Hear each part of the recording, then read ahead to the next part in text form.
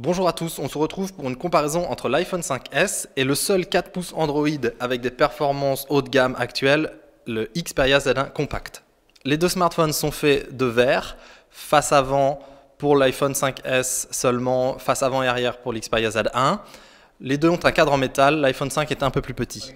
En ce qui concerne l'appareil photo, c'est assez difficile de décider qui est le vainqueur, il y a de grosses différences en fait. On va dire que le Xperia Z1 Compact est un peu plus terne, il a des problèmes, notamment au niveau du halo.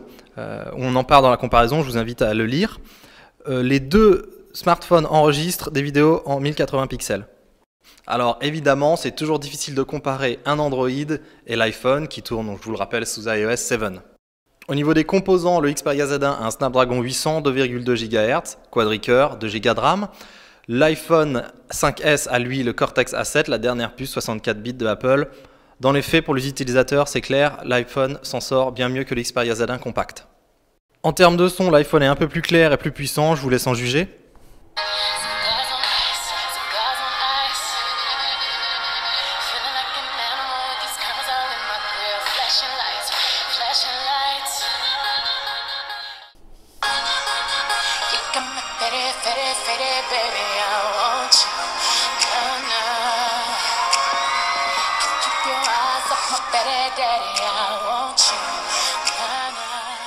Par contre, en termes d'écran, les deux sont excellents. La reproduction des couleurs est légèrement différente. L'Xperia Z1 va être un petit peu plus saturé, comme vous pouvez le voir, mais les deux écrans sont très très bons. On en arrive à la question du système. Alors, pas de débat ici sur Android contre iOS. En plus, on est sur un blog Android de toute façon.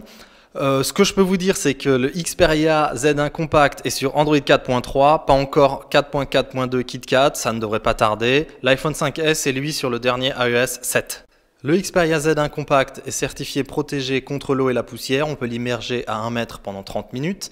Comme on sait bien, l'iPhone lui n'est pas protégé.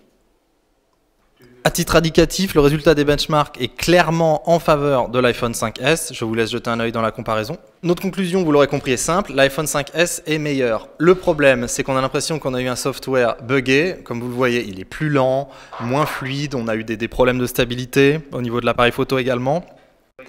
Le problème, c'est que c'est un modèle final apparemment. C'est un peu dommage d'avoir ça au sortir de la boîte. Inscrivez-vous à notre chaîne YouTube.